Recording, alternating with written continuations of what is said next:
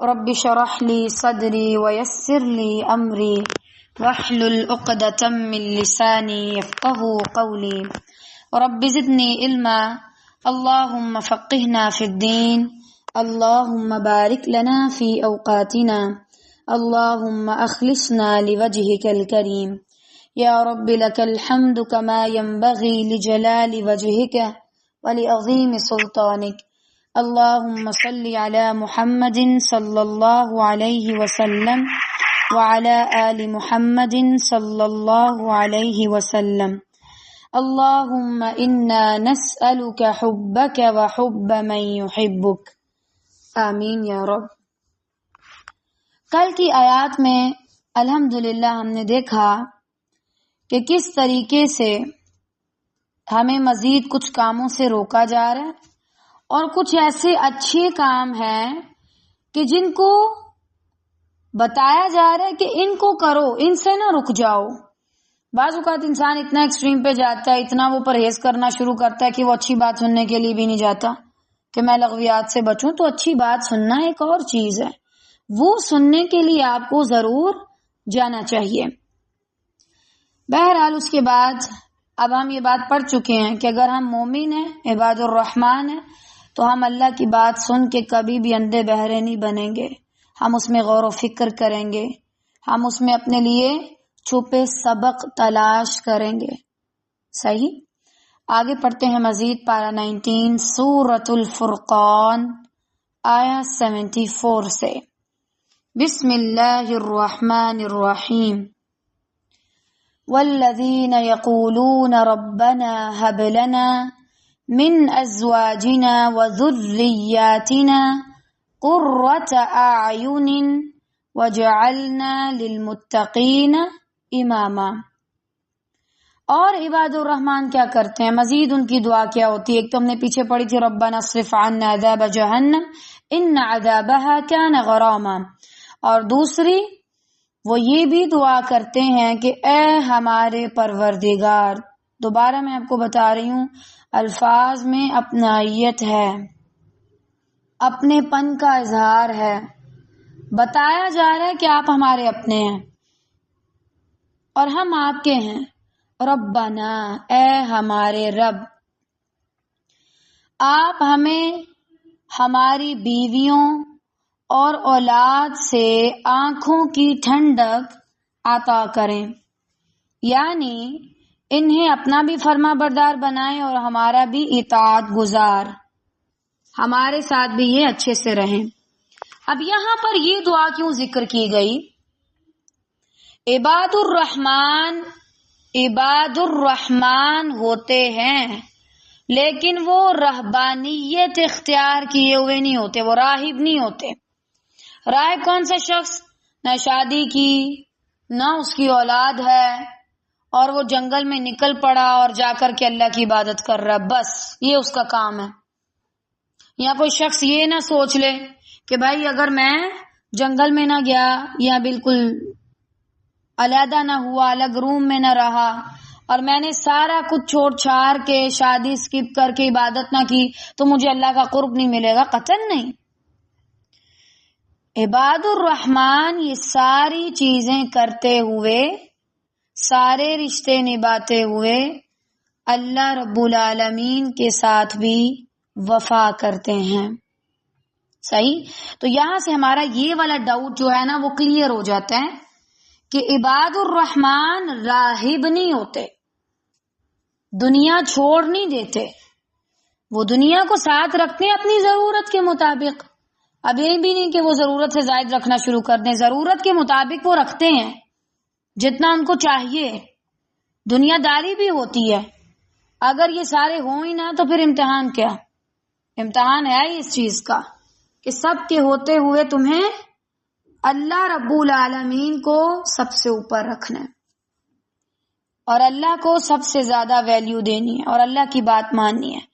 اتنے رشتے ہیں تمہارے لیکن تم اپنے رب کو راضی کرنے میں لگو، یہ اللہ کو مطلوب ہے ایک انسان سے۔ صحیح؟ تو ہمارا یہ والا ڈاؤٹ تو ہوا کلیئر۔ دوسرا، عباد الرحمن صرف آخرت نہیں مانگتے، وہ دنیا بھی مانگتے ہیں. اور تیسرا وہ دنیا کیسی مانگتے ہیں؟ ایسی چیزیں جن کو چاہیے نہیں، ایسی چیزیں جن کا کوئی فائدہ نہیں. نہ، وہ مانگتے ہیں اللہ سے، وہ ایسی چیزیں مانگتے ہیں دنیا میں جو ان کی آخرت کو مزید بہتر بنانے میں مدد دیتی ہیں. صحیح؟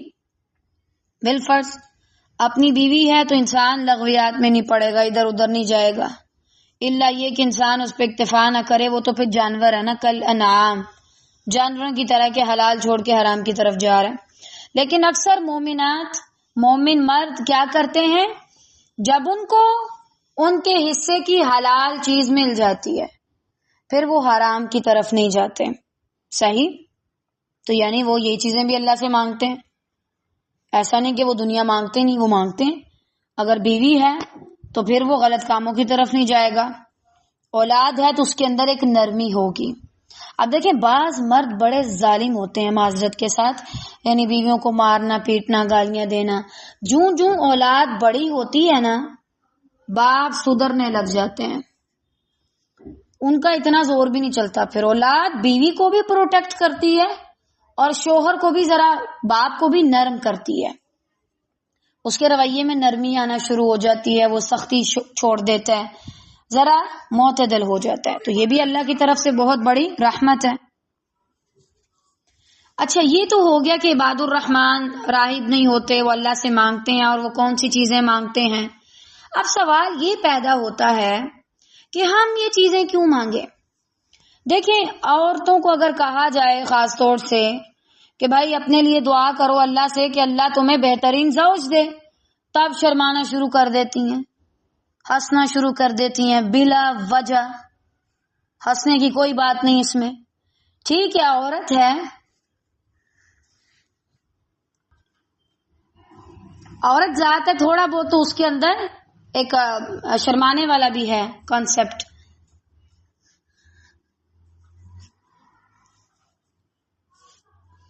لیکن وہ اپنے لیے دعا کرتی ہے. دیکھیں، یہ ایک سنجیدگی والا ٹاپک ہے. بجائے اس کے کہ آپ بعد میں روئیں اور آپ پیٹیں اور پھر شوہر کا غصہ بچوں پہ نکالیں، یہ دعائیں پہلے کرنے والی ہیں کہ یا رب ایسا زوج عطا کرنا. یہاں ازواجنا کا لفظ استعمال ہے، صرف بیوی کے لیے نہیں آتا. یہ زوج ہے، زا واو جیم، میاں اور بیوی دونوں کے لیے آتا ہے. میاں بیوی ایک دوسرے کے لیے زوج ہیں. تو پہلے کرنے والی دعا ہے کہ یا اللہ ہمارے زوج کو اور اولاد کو ہماری آنکھوں کی ٹھنڈک بنانا، ایسے ہوں کہ جو ہمیں آپ کی اطاعت پر چلنے دیں، جو ہمیں قرآن پڑھنے دیں، پڑھانے دیں، جو ہمیں آپ کے بتائے ہوئے طریقے کے مطابق چلنے دیں. اور اولاد بھی ایسی ہو جو ہماری بات کو سمجھے. ہم انہیں کسی غلط کام سے روکیں تو وہ رک جائیں، صحیح بات کا حکم دیں تو وہ اس کو فالو کریں. یہ پہلے کرنے والی دعائیں ہیں. وہ جب بچے ہو جاتے ہیں 18 سال کے اور 25 سال کے، یا ان کی شادی ہو جاتی ہے، پھر مائیں وظیفے پوچھنا شروع کرتی ہیں کون سا وظیفہ پڑھوں. اولاد بھی گر گئی ہے، بچہ بات نہیں مانتا، گھر لیٹ آتا ہے، اور بیٹی جو ہے وہ سنتی نہیں ہے، یا پھر شوہر مجھے بڑا مارتا ہے. یہ پہلے کرنے والی دعائیں ہیں. مجھے تو تعجب ہے، آپ نے پوری زندگی مانگا کیا ہے اللہ سے؟ اللہ تو ایسا نہیں ہے کہ معاذ اللہ آپ کو دینے سے انکار کر دے. ٹھیک ہے، وہ آزمائے گا بھی آپ کو، لیکن پھر اتنا نہیں آزمائے گا کہ آپ کی کمر ہی ٹوٹ جائے. اس کا مطلب آپ نے اللہ سے حفاظت کے لیے کوئی دعا شوا نہیں کی. سب اپنے لیے دعا کیا کریں. جن کی ہو چکی چلیں وہ ابھی کر لیں، اور جن کی نہیں ہوئی وہ بھی کریں، کہ اللہ تعالیٰ ہمیں بہترین زوج دینا، بہترین ساتھی. یہ مذاق نہیں ہے کسی انسان کے ساتھ اپنی زندگی کتنے زیادہ سال گزار دینا، یہ بالکل مذاق نہیں ہے. اگر آپ اللہ والے ہیں اور وہ بندہ جس کے ساتھ آپ جا رہے ہیں، یا وہ عورت بالکل اللہ کے بارے میں جانتی بھی نہیں ہے، وہ زوج جو ہے، آپ کا تو جینا ہی حرام ہو جائے گا. آپ زندگی کیسے اس کے ساتھ گزاریں گے؟ تو پہلے اللہ سے مانگے. اب ایک سوال ہے کہ بعض اوقات ایسا ہوتا ہے کہ ہم اللہ سے مانگتے ہیں، اس کے باوجود ہمیں بہترین زوج نہیں ملتا، اولاد نہیں ہوتی صحیح، تو اس میں کیا ہوتا ہے؟ اگر زوج نہیں ملا تو اس کا مطلب آپ نے جلد بازی کی ہے۔ مومن کوئی بھی فیصلہ ایسے نہیں کر لیتا، کسی نے کہا آپ کو قبول ہے تو آپ کہہ دیں ہاں قبول ہے، قطعاً نہیں، آپ پہلے بات کریں، یہ ہمارا دین کہتے ہیں،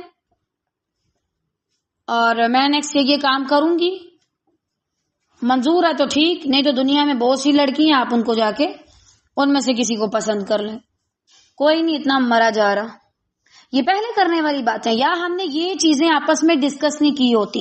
میں نہیں کہتی کہ آپ بیٹھیں اور آپ پورا 2 سال ڈسکشن میں لگا دیں، معاذ اللہ، بالکل نہیں، ظاہری بات ہے ان کے والدین بھی تو ہیں نا زوج کے، آپ ان کے والدین سے بات کریں۔ اب یہاں سے کوئی یہ نہ کہہ رہے کہ باجی نے کہا تھا کہ معاذ اللہ زوج سے بات کرنا شروع کر دیں، قطعاً نہیں، آپ زوج کے گھر والوں کے تھرو بات کر سکتے ہیں کہ دیکھیں یہ میرے اصول ہیں اور یہ میں چاہتی ہوں آگے، ٹھیک ہے؟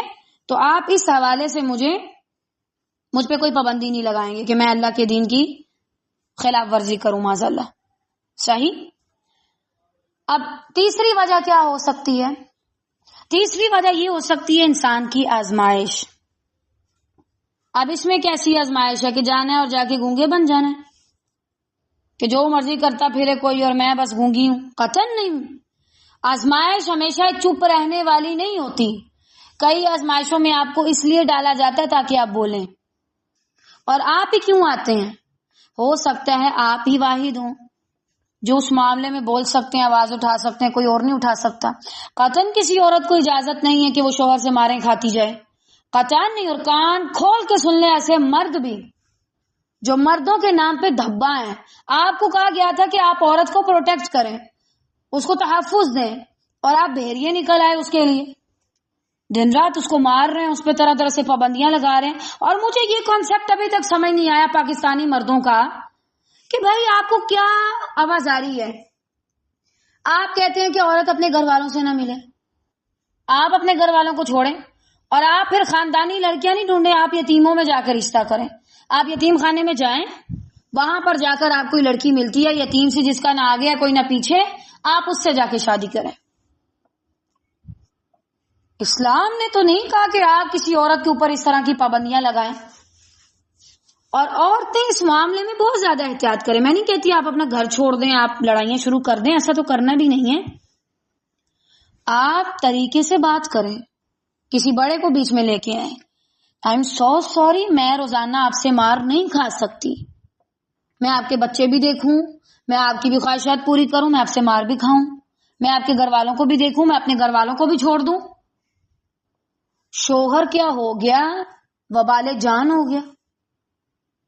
یہ عورتیں بعض اوقات زیادہ سر پہ چڑھاتی، اس حوالے سے بھی سونے آپ ایکسٹریم رویے پہ نہیں جا سکتے۔ میں قطعاً کسی کو یہ نہیں کہہ رہی کہ آپ اپنے شوہروں کے خلاف جائیں، ان کی عزت کرنا ہر عورت کا فرض ہے، لیکن ان کو کروانی بھی آنی چاہیے، ان کو سرکش بننے کی ضرورت نہیں ہے۔ حتیٰ کہ جو ہم نے سٹارٹنگ والے پاروں میں پڑھا تھا کہ عورت کو آپ مار سکتے ہیں، آپ کو پتہ علماء نے اس کی تفسیر کیا کی ہے؟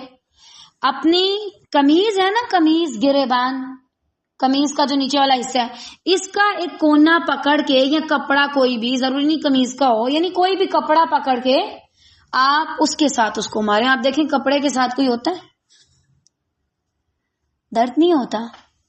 آپ کسی کو دوپٹے سے ایسے ایسے کر رہے ہیں، درد نہیں ہوگا، لیکن ہم تو پتہ نہیں کیا بن جاتے ہیں، یہ مرد کیا بن جاتے ہیں عورت کو مارتے وقت، وحشی بھیڑیے، قطعاً نہیں۔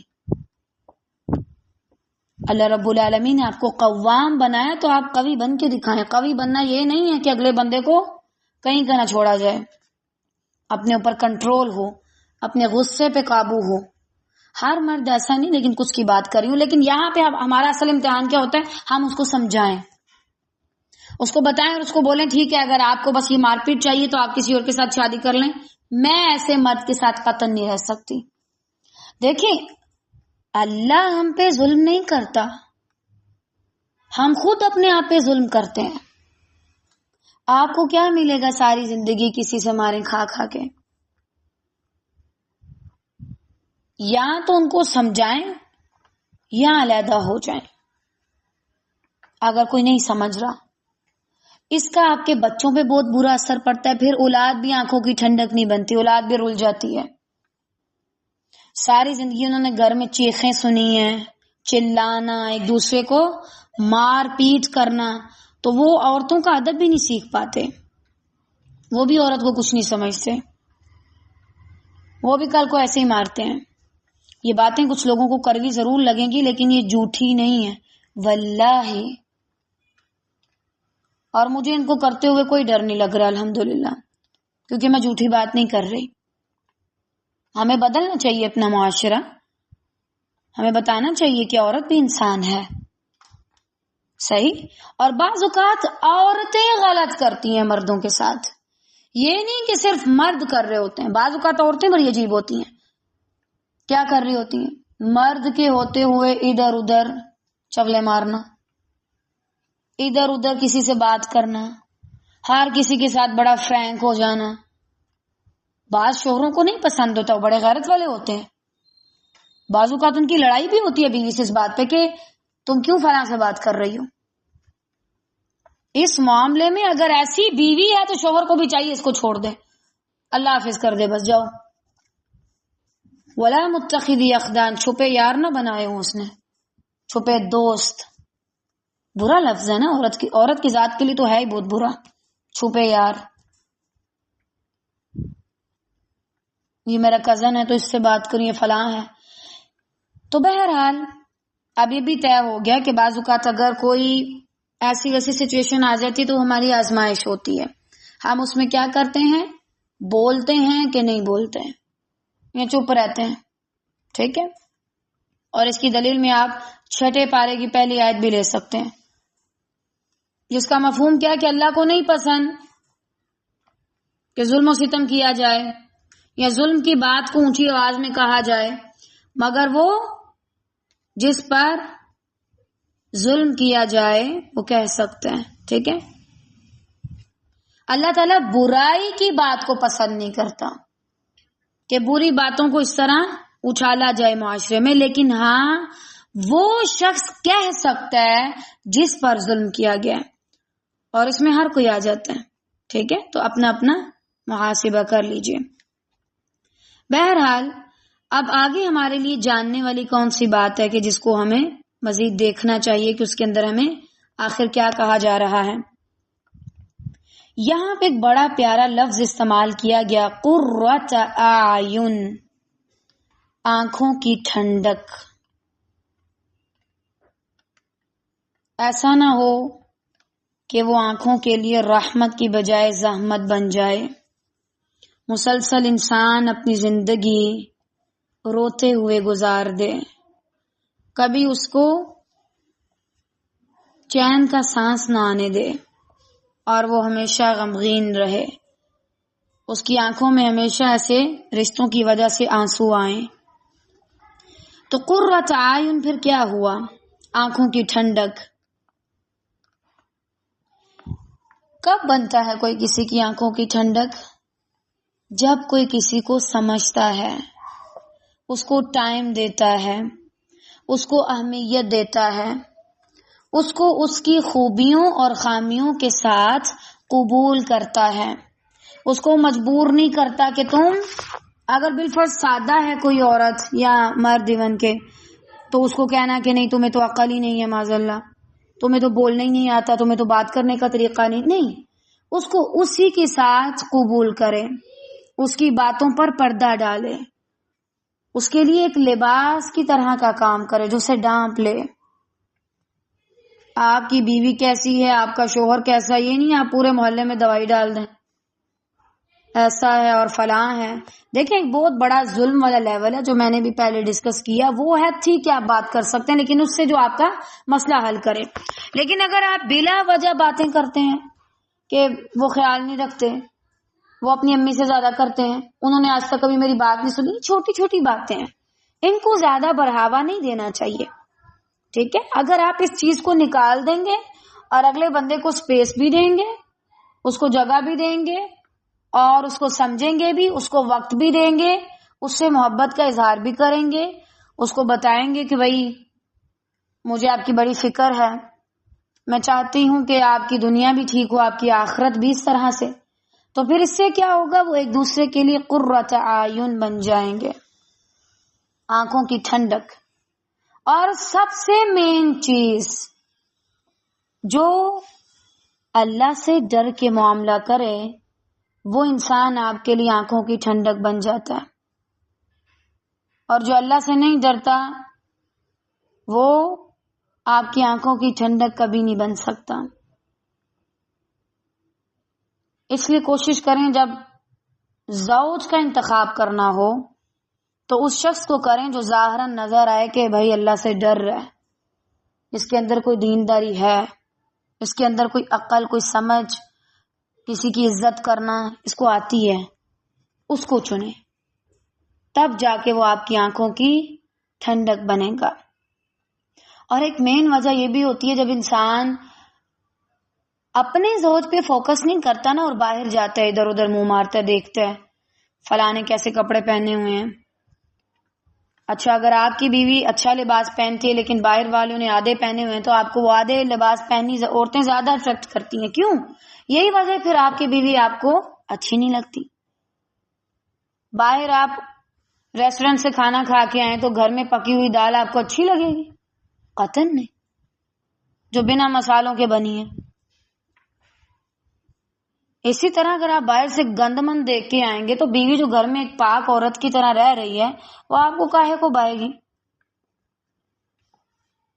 تو اگر آپ چاہتے ہیں نا کہ آپ کا زوج آپ کے لیے آنکھوں کی ٹھنڈک ہو، میاں ہے، بیوی ہے، جو بھی ہے، تو صرف اس پہ نظر رکھیں، تب وہ آپ کی آنکھوں کو ٹھنڈک پہنچائے گا. اگر آپ کی نظر ہر دوسرے تیسرے بندے پہ جا رہی ہے تو پھر تو نہیں نا، پھر آپ کی زندگی میں کوئی ٹھنڈک شنڈک نہیں ہوگی. ایک اللہ کی اطاعت، اور اسی میں دوسرا یہ والا پہلو بھی آ جاتا ہے کہ جو اپنے نصیب کا ہے اسی پہ دھیان رکھو. اور آج کے دور میں یہ ملنا بہت ہی مشکل ہے. کیوں؟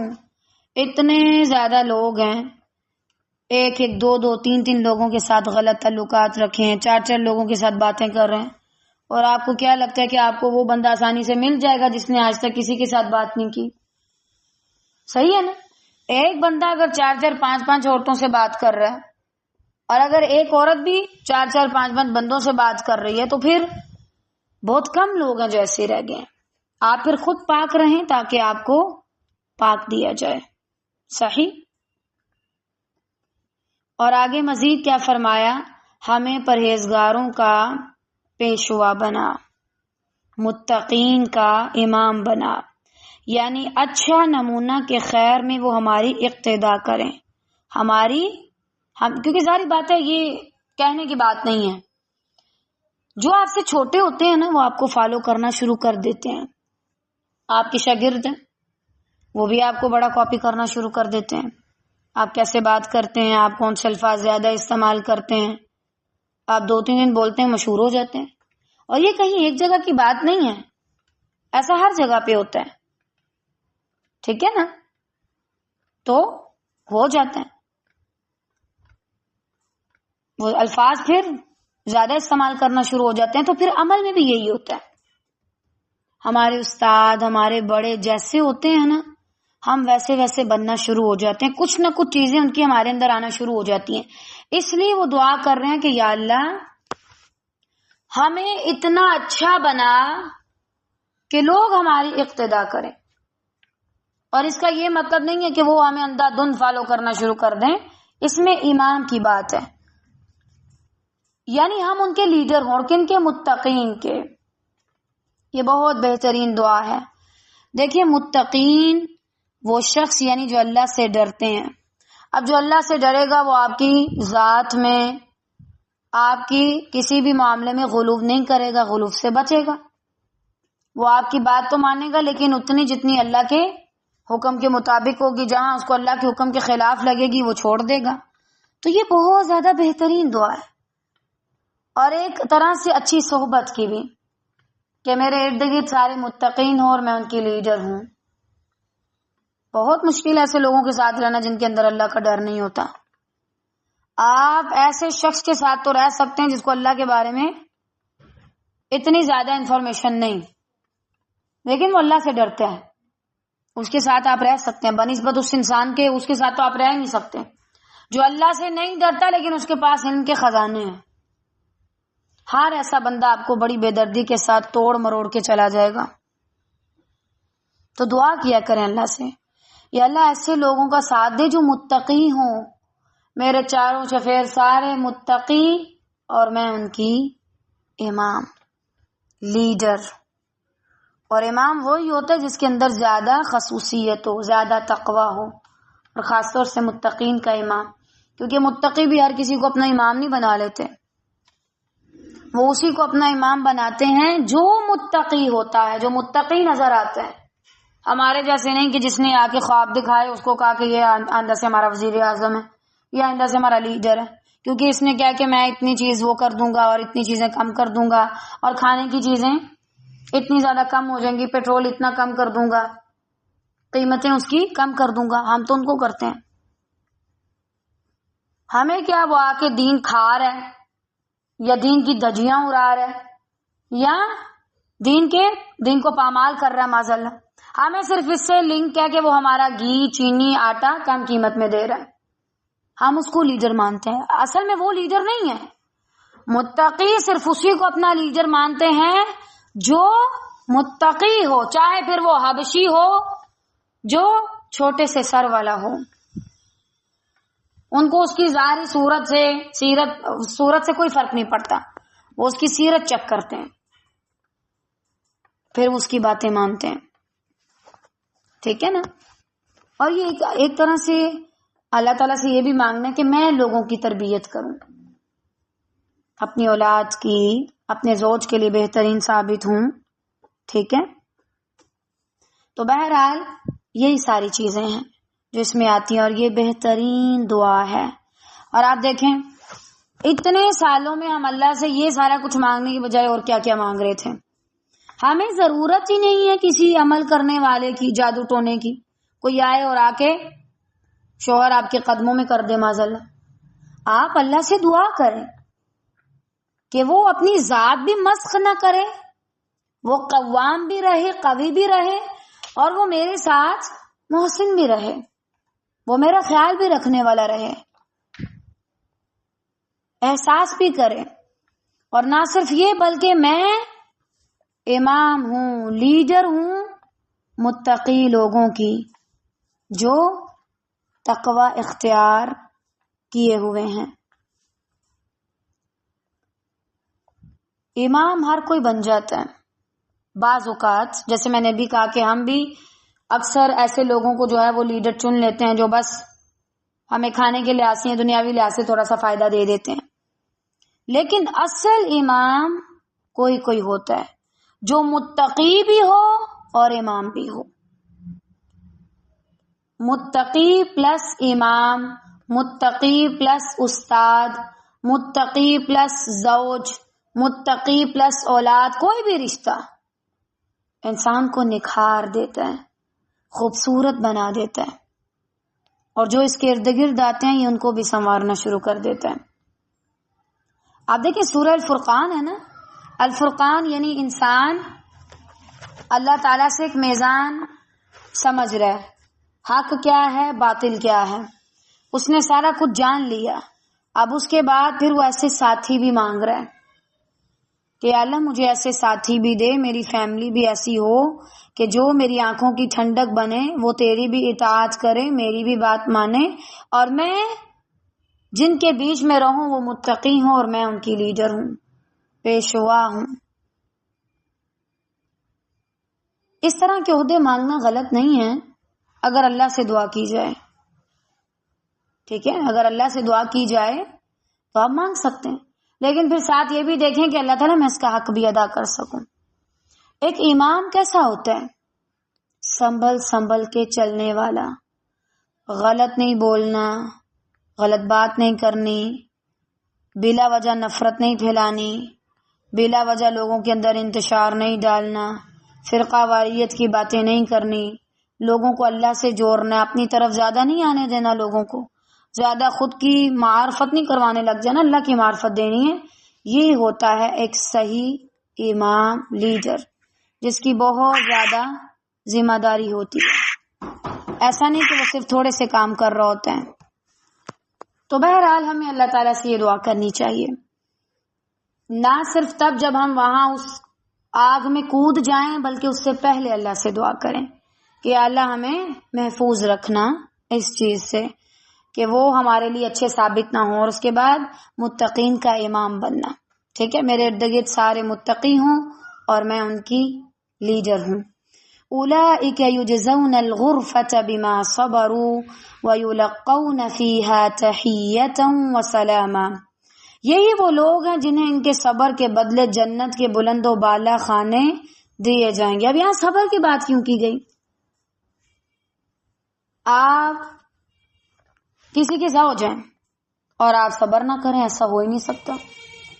ایک ہے ظلم اور ایک ہے چھوٹی موٹی چیز میں کسی نے کوئی تنگ ہو ہی جاتا ہے بندہ اگر کسی دوسرے کے ساتھ رہ رہا ہو نا. یہ فطرت ہے انسان کی، بعض اوقات پسند نہیں کر رہا ہوتا کوئی چیز یا کوئی حالات اس کے مطابق نہیں ہوتے، وہ کچھ اور چاہ رہا ہوتا ہے، اگلا کچھ اور چاہ رہا ہوتا ہے، تو اس میں بعض اوقات ایسی چیزیں آ جاتی ہیں. تو پھر کیا ہے؟ صبر کرو. اگر بہت اچھا حق ادا کرنے کے باوجود کوئی تمہارے لیے قرۃ اعین نہیں بن سکتا تو پھر تم صبر کرو. ٹھیک ہے، ظاہراً وہ تمہیں تھوڑی بہت تکلیف دے دیتا ہے، اتنا خیال نہیں رکھتا، بعض اوقات اگنور کر دیتا ہے، تو بس آپ بھی پھر صبر کریں. اور اس صبر کا اجر اللہ نے بہت بڑا بتایا. اور دوسرا کس چیز پر؟ کیونکہ آپ لیڈر ہیں.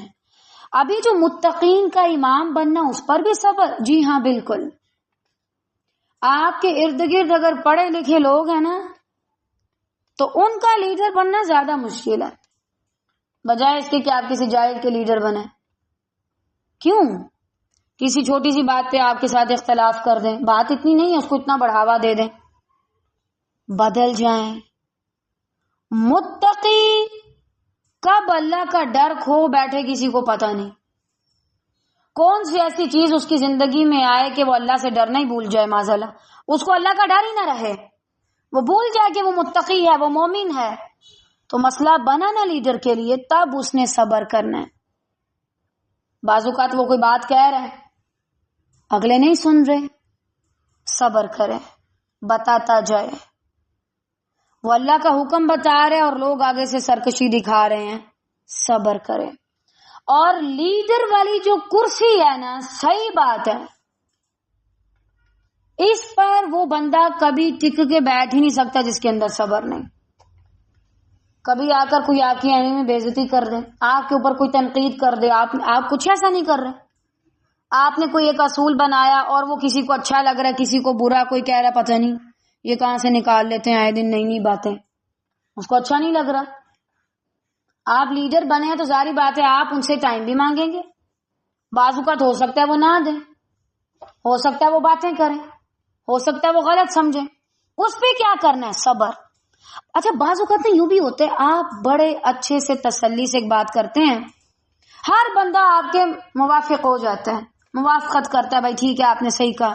بیچ میں کوئی ایک ایسا اٹھ جاتا ہے جو ایسی بات لاتا ہے، ہم مشرق میں ہوتے ہیں وہ مغرب سے لے آتے ہیں، شاید شمال جنوب میں چلا جاتا ہے، وہاں سے کوئی بات لے آتا ہے. اب اس پہ مطلب میں کوئی اور بات کر رہی ہوں اور یہ کدھر چلی گئی ہے. صبر، بہت صبر چاہیے اس کے لیے، بہت زیادہ. لیکن میں پھر وہی کہوں گی وتواصوا بالحق وتواصوا بالصبر. پہلے حق کی تلقین کرو، اس کے بعد جو تمہاری مخالفت ہوتی ہے اس میں تم صبر کرو. ٹھیک ہے. اب اس کے علاوہ جب آپ امام بنتے ہیں تو آپ کو بتانا پڑتا ہے، لیڈر، امام کا مطلب لیڈر، آپ کو بتانا پڑتا ہے کہ یہ غلط ہو رہا ہے. کیوں؟ آپ اللہ کے دین کے جو آپ کے پاس علم ہوتا ہے آپ اس کے امین ہوتے ہیں، آپ اس میں خیانت نہیں کر سکتے کہ یہاں پہ میری جان کو خطرہ ہے، یہاں پہ میری عزت کو خطرہ ہے، یہاں پہ مجھ پہ تنقید ہوگی، یہاں پہ فلاں کام ہوگا تو میں چپ کر جاؤں. قطعاً نہیں. آپ ادھر بات کریں گے پھر آپ کی اپنی ٹیم آپ کے خلاف ہو جائے گی، تب آپ نے کیا کرنا ہے؟ صبر کرنا ہے.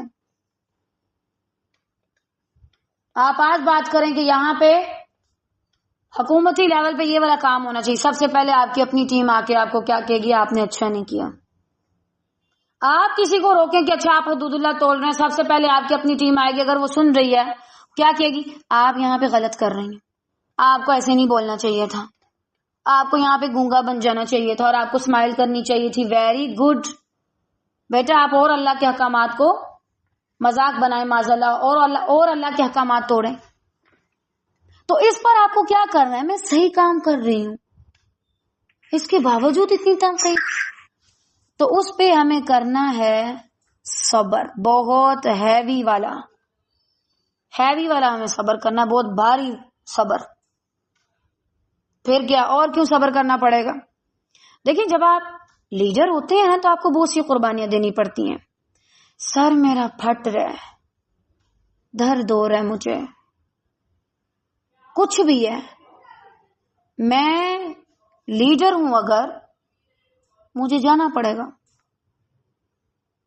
مجھے نبی صلی اللہ علیہ وسلم کو جب دیکھتی ہوں نا تو اللہ تعالیٰ ان پہ کروڑوں رحمتیں نازل کرے، درود و سلام نازل کرے. ہمارے نبی صلی اللہ علیہ وسلم جب ان کے آخری ایام تھے تو کیسے ان کے اندر تھوڑی سی ہمت آئی تو مسجد چلے گئے، اور کس حال میں. واللہ وہ نبی جو اللہ کو انسانوں میں سب سے زیادہ محبوب ہے، ان کے پاؤں نیچے گھسیٹے جا رہے ہیں، زمین پہ لگ رہے ہیں. گھسیٹے اللہ معاف کرے، یعنی مطلب نیچے لگ رہے ہیں ساتھ ساتھ.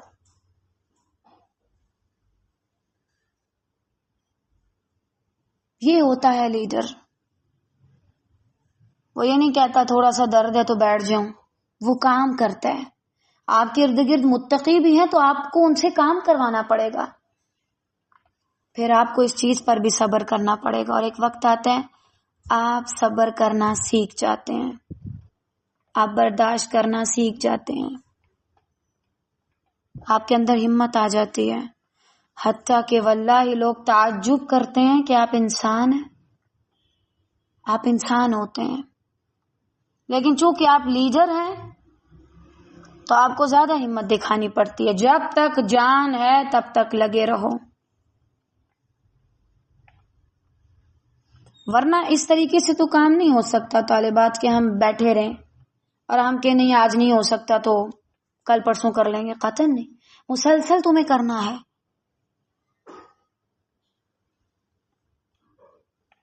اللہ رحم کرے. اس میں مجھے اپنے کئی اساتذہ یاد آتے ہیں، استاذ الغوری اور استاذہ بشرا ہاشمی، اس کے علاوہ اور بہت سے. اللہ تعالیٰ ان سب پہ رحمتیں نازل کرے، ان سب کو اپنا قرب دے، ان سب کی دنیا آخرت بہتر کرے، ان سب کو اپنے دوستوں میں شامل کرے، اور قیامت کے دن ان سب کو اپنے عرش کا سایہ دے خیر اور عافیت کے ساتھ، اور مجھے اور ہم سب کو بہترین ان کے لیے صدقہ جاریہ بنائے. وہ بیمار ہوتے ہیں، کسی کی آنکھ کا آپریٹ ہوا ہے، کسی کے دل کا آپریٹ ہوا ہے، اور وہ کلاس میں آئے اور وہ کسی انسان کا یا اسٹک کا سہارا لے لے کے آ رہے ہیں. اللہ اکبر. پھر ہم جوانوں کو کیا ہو گیا کہ ہم تھوڑی سی سر درد پہ بیٹھ جائیں؟ تو اس پہ بھی تمہیں صبر کرنا آنا چاہیے. یہی ہے صبر. حق کو تھامے رکھو، اور اس تھامنے میں تمہیں جو درد ہو رہا ہے نا اس پہ تم صبر کرو.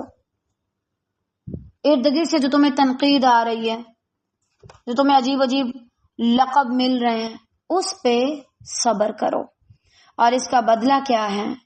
جنت کے بلند و بالا خانے، جہاں انہیں دعا سلام پہنچایا جائے گا. واللہ اللہ ہم سب کو خیر سے نصیب کرے. جب کوئی جنت میں اپنا قدم رکھے گا، فرشتے کھڑے ہوں گے ویلکم کے لیے، اور وہ بولیں گے السلام علیکم، جی آپ پر سلامتی ہو، سلامت رہیں، آپ جنت تک آ گئے. بڑا مشکل کام تھا، اللہ آپ کو یہاں تک لے آیا. اور اللہ رب العالمین بھی اپنے بندوں پر سلامتی بھیجیں گے. کہ میرے بندے سلامت رہیں.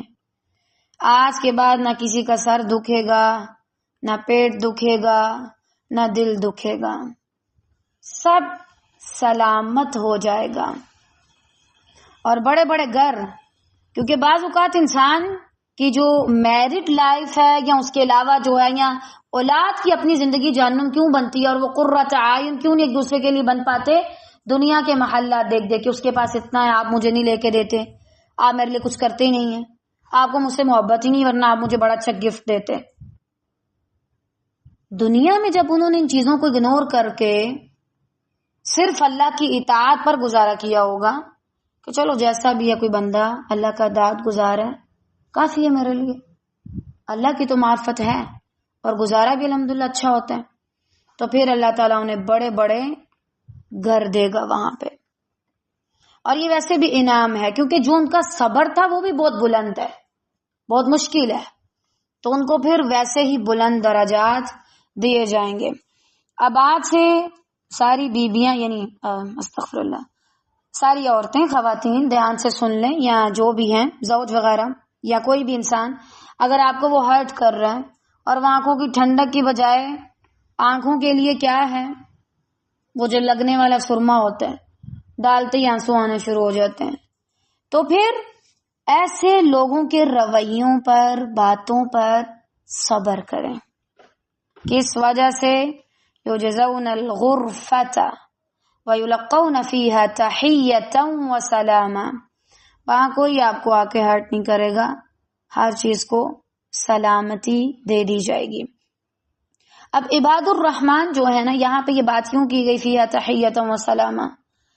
عباد الرحمن کو دنیا میں بہت سی چیزوں میں چھوڑنا پڑتا ہے. کیا؟ بعض اوقات وہ دعاؤں سے محروم ہو جاتے ہیں. کیوں؟ اپنے والدین کے سامنے آ کے کیا کہتے ہیں کہ اللہ کا یہ حکم ہے، پھر وہ ان کو بد دعائیں دیتے ہیں کہ تم ماں باپ کے سامنے اس طرح کہہ رہے ہو، تمہیں ہم بد دعائیں دیتے ہیں. اور ان کے لیے کوئی سلامتی بھی نہیں ہوتی اتنی دنیا میں، امن و امان سکون. تو پھر آخرت میں ان کو یہ چیزیں عطا کی جائیں گی. تو اب فیصلہ ہمارے اوپر ہے، ہم کیا لیتے ہیں اللہ سے، دنیا کی چیزیں یا آخرت کی چیزیں. اور اصل تو آنکھیں تب ہی ٹھنڈی ہوں گی جب انسان اپنے صبر کا اجر دیکھے گا، اور جب وہ اپنے رب تعالی کا، رب ذوالجلال والاکرام کا دیدار کرے گا اپنی ان آنکھوں سے جس سے دنیا میں کوئی ٹھنڈک نہیں پہنچی. پھر جب وہ رحمان کو دیکھے گی تو وہ آنکھیں ٹھنڈی ہو جائیں گی، خیر سے بالکل مطمئن پرسکون، ان کی ساری تھکاوٹیں اتر جائیں گی. لیکن یہ کب ہوگا؟ جب آپ عباد الرحمن بن کر کے زندگی گزاریں گے. اور ویسے بھی دیکھیں حدیث میں بھی آتا ہے نا، جو ہم دعا پڑھتے ہیں اللہم انت السلام و منک السلام، اصل میں سلامت وہ ہی رہے گا. اینڈ پہ بھی ہمیں لگتا ہے وہ سلامت ہے، وہ سلامت ہے، وہ سلامت نہیں ہے، وہ بیچارہ پھنس گیا، وہ مشکل میں ہے، اس کو جیل میں ڈال دی ہے، اس کو مار دی ہے. اصل میں سلامت وہی ہے جو سلامتی کے ساتھ جنت تک پہنچ گیا. ورنہ دنیا میں بحث آگے پیچھے 5 6 10 گاڑیاں لے کے گھومنا اور ساتھ میں باڈی گارڈ لے کے گھومنا، یہ کوئی سلامتی نہیں ہے، اس کی کوئی گارنٹی نہیں. ٹھیک ہے، لیکن اگر کوئی واقعی میں اللہ کے لیے کرتا ہے بہت سی قربانیاں تو پھر اللہ تعالیٰ اس کو ہمیشہ کی سلامتی دیں گے. آج کے لیے اتنا ہی کافی ہے، باقی انشاءاللہ خیر سے ہم کل پڑھیں گے. بارک اللہ فیکم.